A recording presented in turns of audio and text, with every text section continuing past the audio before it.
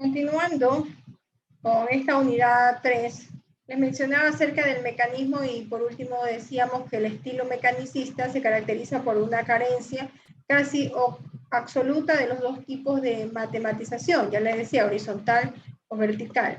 El ataque más demoledor a este planteamiento de enseñanza proviene de Freudenthal en el 1991, que de acuerdo con la filosofía mecanicista, el hombre es como una computadora de tal forma que su actuación puede ser programada por medio de la práctica.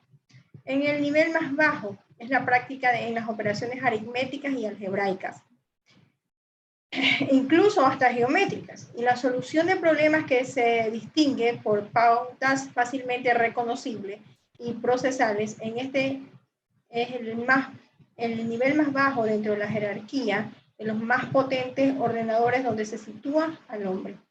Freudenthal termina su alegato con la siguiente pregunta dirigida a sus propagadores.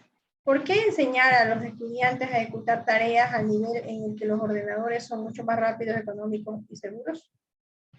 Como tercer punto, nosotros de los estilos de enseñanza vamos a ver el empirismo. Nosotros hablamos del estructuralismo, el mecanismo, ahora empirismo. Toma como punto de partida la realidad cercana del estudiante, lo concreto. La enseñanza es básicamente utilitaria. Los estudiantes adquieren experiencias y contenidos útiles, pero carece de profundización y sistematización en el aprendizaje. El empirismo está enraizado profundamente en la educación utilitaria inglesa. Por último, de los estilos de enseñanza vamos a ver el realista. El estilo realista parte asimismo de la realidad. Requiere de matematización horizontal, pero al contrario que en el empirista se profundiza y se sistematiza en los aprendizajes, poniendo la atención en el desarrollo de modelos, esquemas y símbolos, entre muchos otros. El principio didáctico es la reconstrucción o invención de la matemática por el estudiante. Así las construcciones de los estudiantes son fundamentales.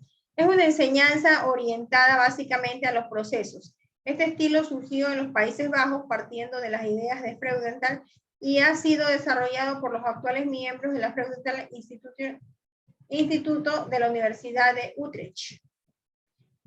Los estilos empiristas y realistas desarrollan bastante el componente horizontal, pero solo el último presta atención a la componente vertical. Es casi inexistente en el primero. Pasamos a otro punto, que es la resolución de problemas. La heurística tenía por objeto el estudio de las reglas y de los métodos de descubrimiento y de la invención. También es denominada ars inveniendi, o sea, la heurística. La heurística moderna, inaugurada por Polya con la publicación de su obra How to Solve It, trata de comprender el método que produce a la solución de problemas, en particular las operaciones típicamente útiles en este proceso. Decimos ahora qué es un problema. Polya no definió lo que entendía por problema cuando escribió su libro en 1945. Sin embargo, en su libro se vio obligado a proporcionar una definición, pero no para empezar su disertación, sino en el capítulo 5 de su libro, y después de una amplia exposición práctica sobre algunos procesos que intervienen en la resolución de problemas. Tener un problema significa buscar de forma consciente, una acción apropiada para lograr un objetivo claramente concebido, pero no alcanzable de forma inmediata. Otra definición parecida a la de Polya es la de Krulich y Rudnick. Un problema es una situación cuantitativa o de otra clase, ¿sí? Para la cual no se vislumbra un medio o camino aparente y obvio que conduzca a la misma.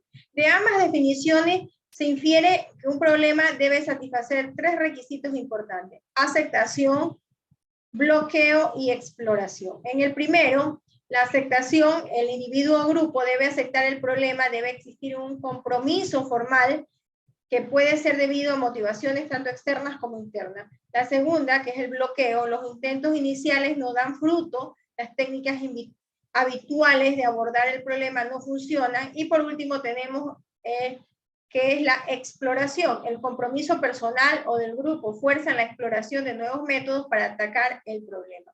También ha existido cierta polémica sobre la diferencia que hay entre un ejercicio o un auténtico problema. Lo que para algunos es un problema por falta de conocimientos específicos sobre el dominio de métodos o algoritmos de solución, para los que sí lo tienen es un ejercicio en cuestión, aunque ha sido planteada en varias ocasiones, no parece un buen camino para profundizar sobre la resolución de problemas. Borasi, en uno de los primeros intentos en clarificar la noción de problema originada por su interés en mejorar la enseñanza de la resolución de problemas, utiliza los siguientes elementos estructurales para una tipología de problema. El contexto del problema, la situación en la cual se enmarca el problema mismo, y la formulación del problema. Definición explícita de la tarea a realizar. El conjunto de soluciones que se pueden considerar como aceptables para el problema, el método de aproximación que podría usarse para alcanzar la solución. Tales elementos estructurales pueden dar origen a una clasificación donde podríamos hablar de tipo, contextos, formulación, soluciones y métodos. Si tomamos uno, por ejemplo, el problema en contexto, problemas contexto, su contexto sería explícito en el texto, su formulación sería única y explícita, sus soluciones serían únicas y exactas, y su método sería combinación de algoritmos conocidos, por ejemplo. Uno de tantos que pueden sobresalir o relucir. A partir de este estudio, Borasi considera que para ser un buen resultor de problemas, un estudiante debe intentar resolver no solo muchos problemas, sino una gran variedad de los mismos. Además, tan importante como resolver problemas es acostumbrarse a plantear problemas a partir de situaciones que requieren una formulación precisa de los mismos. El proceso de resolución de un problema, que es el punto 3.2 de esta unidad número 3. Para George Polya, que era el que habíamos mencionado, en 1945, la resolución de un problema consiste a grandes rasgos en 4 fases bien definidas. Comprender el problema, cuál es la incógnita, cuáles son los datos, concebir un plan. ¿Se ha encontrado con un problema semejante? ¿Conoce un problema relacionado con este? ¿Podría enunciar el problema de otra manera? ¿Ha empleado todos los datos? El siguiente, ejecutar el plan. Ese sería el tercero. ¿Son correctos los pasos dados? Y por último, examinar la solución obtenida. Es decir, pueden verificar el resultado, pueden verificar el razonamiento. Las fases anteriores caracterizan claramente al resolutor ideal, competente. Cada fase se acompaña con una serie de preguntas al puro estilo socrático, cuya intención clara es actuar como guía para la acción. Los trabajos de Polya, George Polya, se pueden considerar, por lo tanto, como un intento de describir la manera de actuar de un resolutor ideal. Una pregunta, ¿por qué es tan difícil entonces para la mayoría de los humanos la resolución de problemas de matemáticas? Los trabajos de Schoenfeld son, por otro lado, la búsqueda inagotable de las explicaciones para la conducta de los resolutores reales de problemas. Propone un marco con 4 componentes que sirva para el análisis de la complejidad del comportamiento en la resolución de problemas. Recursos cognitivos, ¿sí?, donde el conjunto de hechos y procedimientos de disposición del resolutor, la heurística, reglas para proteger en situaciones dificultosas, el control, aquello que permite un uso eficiente de los recursos disponibles, y el sistema de creencia, nuestra perspectiva con respecto a la naturaleza de la matemática y cómo trabajar con ella. Ahí están los 4 puntos. Cada uno de tales componentes explica las carencias, y por lo tanto el poco éxito en la resolución de problemas de los resolutores reales. Así, cuando a pesar de conocer las heurísticas, no se sabe cuál utilizar o cómo utilizar, se señala entonces la ausencia de un buen control o gestor de los recursos disponibles. Pero las heurísticas y un buen control no son suficientes, pues puede que el resolutor no conozca un hecho. algoritmo o un procedimiento específico del dominio matemático del problema en cuestión. En este caso se señala la carencia de recursos cognitivos como explicación al intento fallido en la resolución. Por otro lado, puede que todo lo anterior esté presente en la mente del resolutor, pero sus creencias de lo que es resolver problemas en matemática o de la propia concepción sobre la matemática haga que no progrese en la resolución, la explicación para este problema, la contempla Schoenfeld en el cuarto elemento del marco teórico de las creencias. Por último, están las heurísticas. La mayor parte de las veces se carece de ellas, se dispone de conocimientos específicos del tema o el dominio matemático del problema, incluso de un buen control, pero falla el conocimiento de reglas para superar las dificultades en la tarea de resolución. Las heurísticas son las operaciones mentales típicamente útiles en la resolución de problemas, como son las reglas o modos de comportamiento que favorecen el éxito en el proceso de resolución, en las sugerencias generales que ayudan al individuo o grupo a comprender mejor el problema y hacer progreso hacia su situación. Existe una amplia, posiblemente incompleta lista de heurísticas. Entre las más importantes podemos citar buscar un problema relacionado, resolver un problema similar más sencillo, dividir el problema en partes, considerar un caso particular, hacer una tabla, buscar regularidades, empezar el problema desde atrás, variar las condiciones del problema. Sin embargo, como bien ha señalado Puig, en la lista anterior aparecen demasiadas cosas juntas que son, por otro lado, diferentes si las sometemos a un detenido análisis.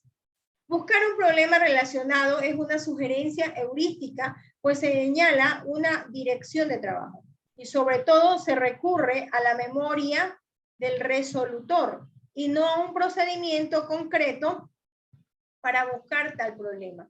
Considerar un caso sí se refiere a un procedimiento en concreto que permite, a partir del problema dado, formular un problema relacionado con él. Puig denomina a este tipo de procedimientos independientes del contenido y que permiten transformar el problema dado en otro, con el nombre de herramientas heurísticas. Por último, hacer una tabla se podría considerar como una destreza al no poseer el carácter de transformador, el problema ni el recurso de la memoria, como en el caso de las sugerencias heurísticas. La característica más importante del proceso de resolución de un problema es que por lo general no es un proceso paso a paso, sino más bien un proceso titubeante. En el proceso de resolución, Schoenfeld ha señalado que tan importante como las heurísticas es el proceso de tal proceso a través de decisiones ejecutivas. Tales decisiones son acerca de qué hacer en un problema. Las características más importantes que definen a las decisiones ejecutivas y a las acciones de control es que tienen consecuencias globales para la evolución del proceso de resolución de un problema.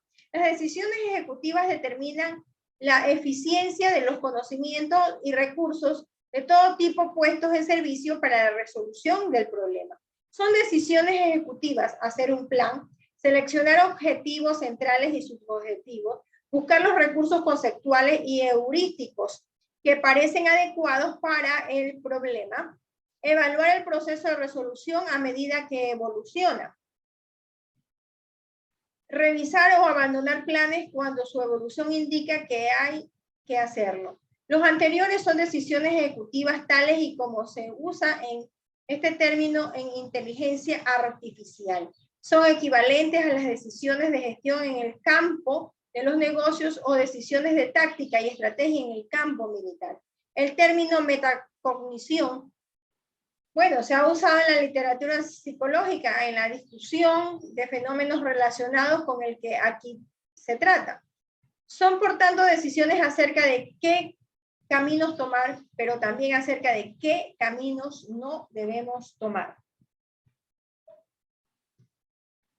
Cuantas más precisas sean las respuestas a las preguntas ¿Qué estoy haciendo? ¿Por qué lo hago? ¿Para qué lo hago? ¿Y cómo lo usaré después? Mejor será el control global que se tenga sobre el problema y sobre las decisiones que conducen a su solución. La ausencia de decisiones ejecutivas y de control suele tener efectos desastrosos en el proceso de resolución de un problema. La mayor parte de las veces es que se fracasa en la resolución de un problema es debido a que la persona que afronta el problema no dispone de un plan de solución. Pero hay otras actitudes que imposibilitan la toma de buenas decisiones durante la fase de resolución. Entre ellas cabe destacar inflexibilidad para considerar alternativas. Cuando una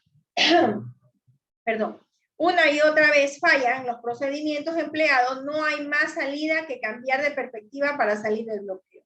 La rigidez en la ejecución de procedimientos.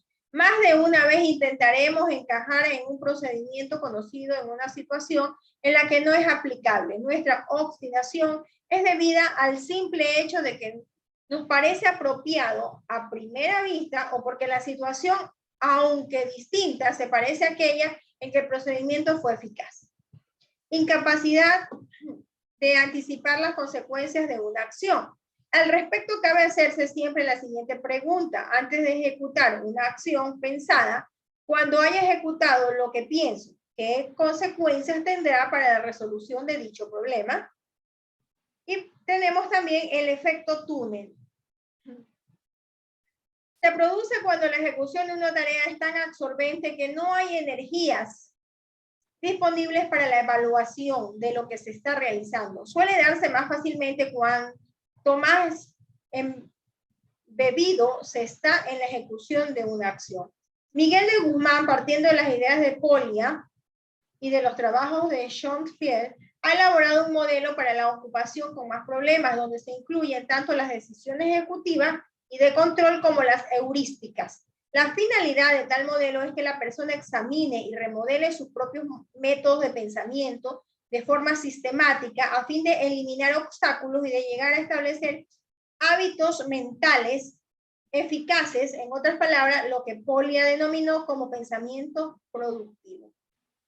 En este tercer punto, que hablábamos de la resolución de problemas, tenemos el 3.3, la resolución de problemas como propuesta didáctica. El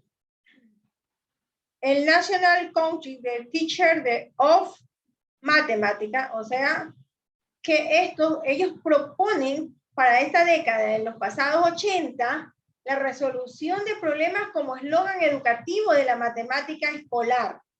En la enseñanza de las matemáticas escolares se debe poner el enfoque en la resolución de los problemas. ¿Qué significa poner el enfoque en la resolución de problemas? Cabe al menos 3 interpretaciones. Enseñar para resolver problemas, proponer a los estudiantes más problemas, emplear aplicaciones de los problemas a la vida diaria y a la ciencia.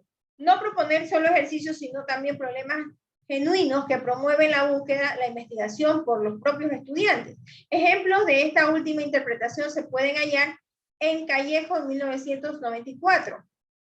Enseñar sobre la resolución de problemas, enseñanza de la heurística, que ya lo habíamos mencionado. El objetivo es que los estudiantes lleguen a aprender y a utilizar estrategias para la solución de problemas. Dentro de esta tendencia hay ejemplos en los mismos trabajos citados anteriormente.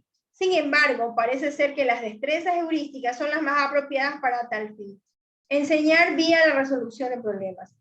Enseñar las matemáticas a través de problemas. En un seminario celebrado en La Laguna en 1982 e impartido por el profesor Gaulin, al ser preguntados por objetivos de la resolución de problemas, los profesores enumeran lo siguiente, los que asisten, ¿no? El desarrollo de la capacidad de razonamiento, aplicación de la teoría previamente expuesta, resolución de cuestiones que la vida diaria plantea. La primera propuesta, aunque durante mucho tiempo fue un argumento aceptado generalmente sobre las virtudes de la educación matemática, con el paso del tiempo se ha convertido en un mito.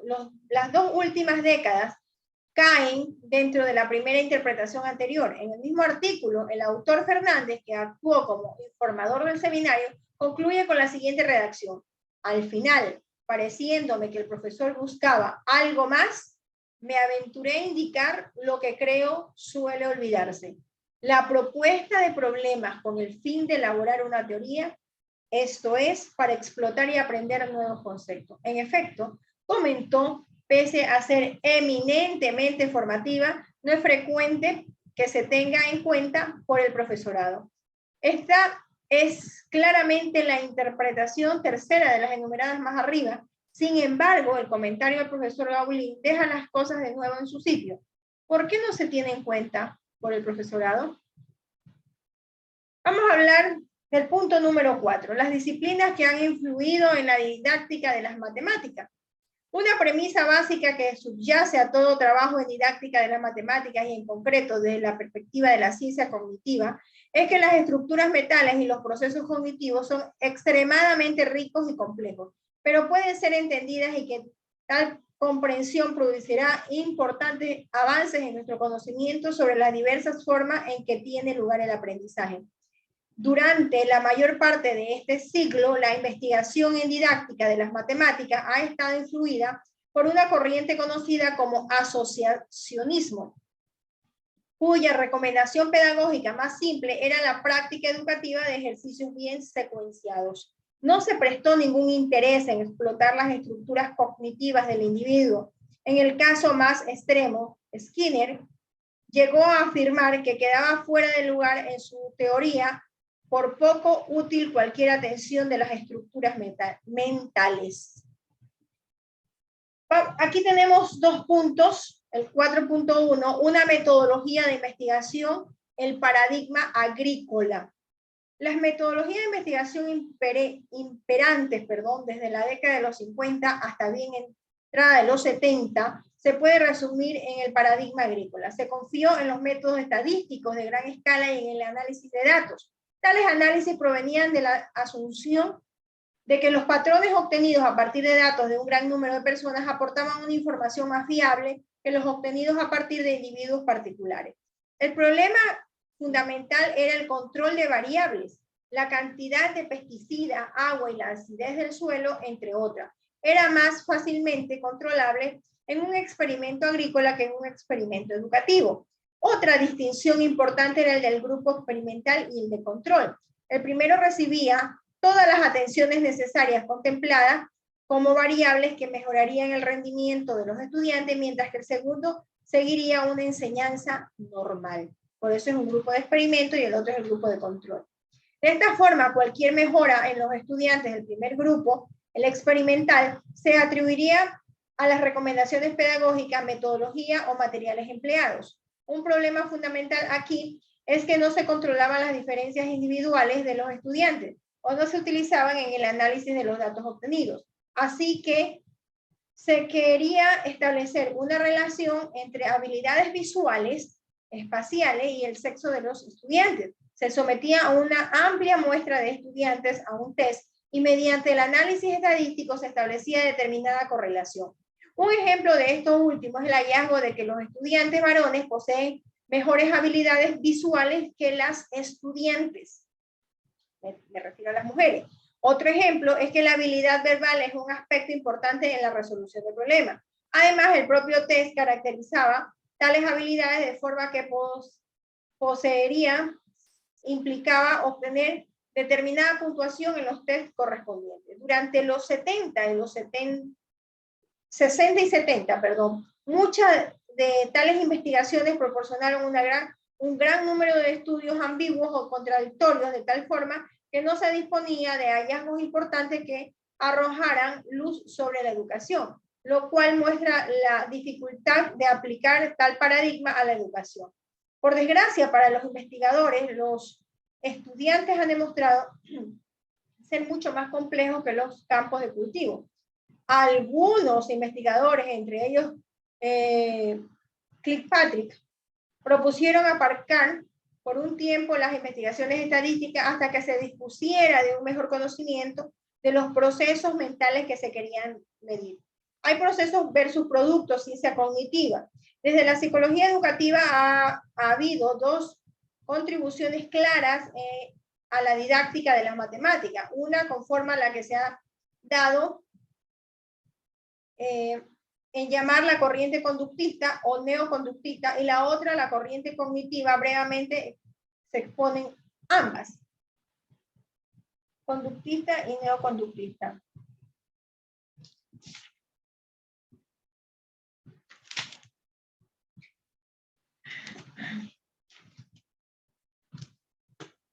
El asocianismo de Thorndike. A comienzos del siglo, Thorndike inició una serie de investigaciones en educación que caracterizarían con el paso del tiempo a lo que se ha denominado como corriente conductista. Estábamos hablando, ¿no? En educación matemática, Thorndike se interesó en el desarrollo de un aprendizaje activo y selectivo de respuestas satisfactorias. Ideó un tipo de entrenamiento en el que los vínculos establecidos entre los estímulos y la respuesta quedarían reforzados mediante ejercicios en los que se recompensaba el éxito obtenido. El propio Thorndike denominó conexionismo, es decir, el asociacionismo, que lo mencionamos hace un momento, a este tipo de psicología. El aprendizaje es el producto de un funcionamiento cognitivo que supone ciertas conexiones o asociaciones de estímulo y de respuesta en la mente de los individuos. Por tanto, los programas para enseñar matemáticas podrían elaborarse sobre la base de estímulos y respuestas sucesivas, de tal forma que los resultados de este proceso se podrían objetivar en cambios observables de la conducta de los estudiantes. En 1992 publicó su libro de psicología de aritmética. En él presentaba al principio la central de una teoría del aprendizaje. Todo el conocimiento, incluso el más complejo, está formado por relaciones sencillas, vínculos entre estímulos y respuestas. Así la conducta humana, tanto de pensamiento como de obra, se podría analizar en términos de dos sencillos elementos. Si se reducía la conducta a sus componentes más relevantes o más elementales, se descubría que consistía en estímulos. Si se premiaba una respuesta dada a un estímulo propuesto, se establecía un vínculo fuerte entre estímulo y respuesta. Cuanto más se recompensaba la respuesta, más fuerte se hacía el vínculo, y por lo tanto se sugeriría que uno de los medios más importantes del aprendizaje humano era la práctica seguida de recompensa, es decir, la ley del efecto. Eso es como cuando uno genera puntos por participación de los estudiantes. Eso se llama ley del efecto. Entonces, Thorndike sugirió cómo aplicar sus ideas a la enseñanza de la aritmética, afirmando que lo que se necesitaba era descubrir y formular el conjunto determinado de vínculos que conformaban la disciplina a enseñar. Una vez formulado todos los vínculos, la práctica sujeta a recompensa sería el medio para poner en funcionamiento la ley del efecto y propiciar una mejora en los resultados de los estudiantes. La teoría de Thorndike significó un gran paso hacia la aplicación de la psicología de la enseñanza de las matemáticas, siendo su mayor contribución centrar la atención sobre el contenido del aprendizaje y en contexto determinado como es la aritmética. El aprendizaje acumulativo de Gagné, una teoría psicológica que quisiera dominar la enseñanza, debería explicar por qué el aprendizaje sencillo facilitaba el más complejo.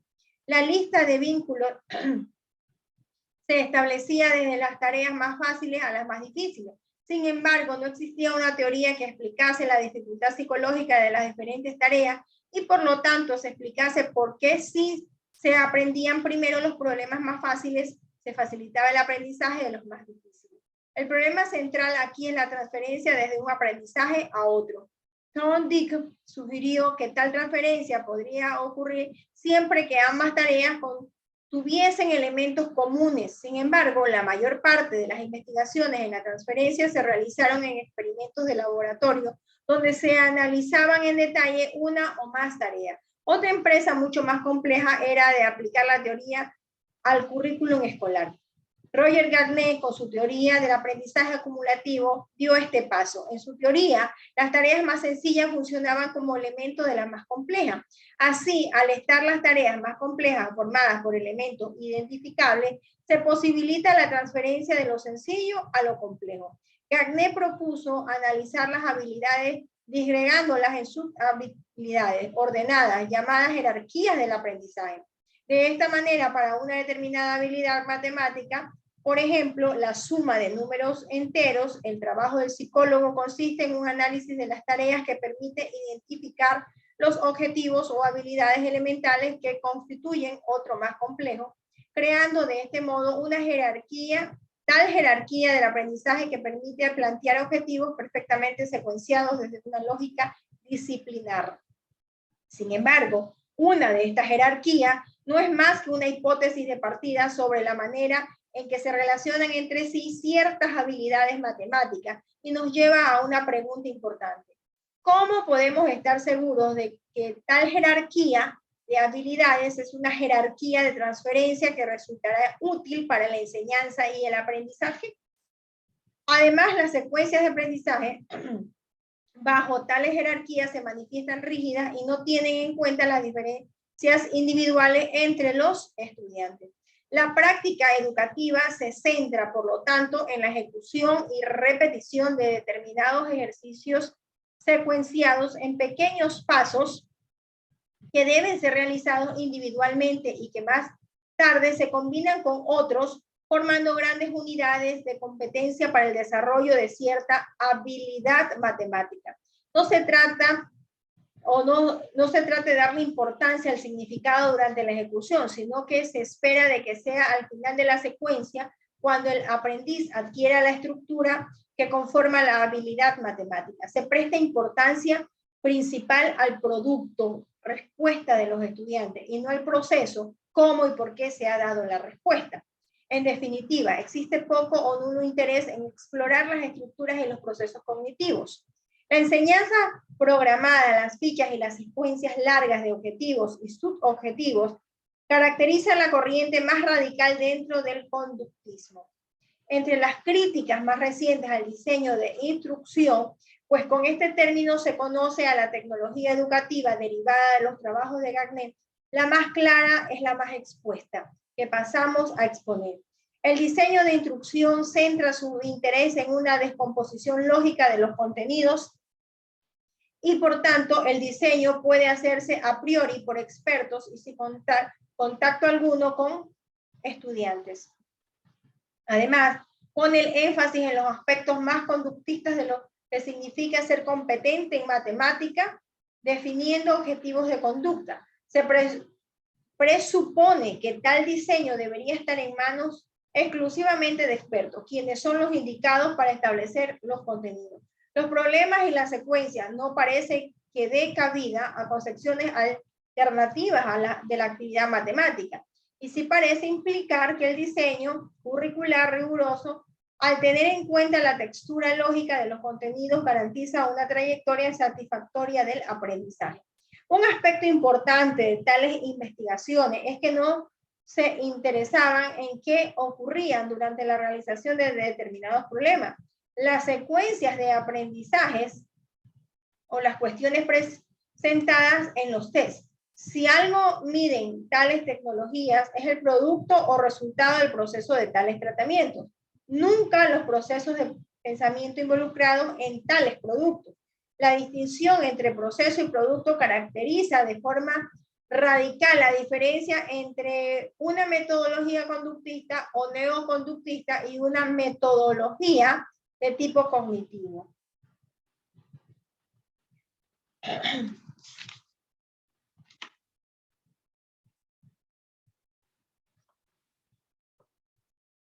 Bueno, señores, esto ha sido todo con respecto a la unidad número 3.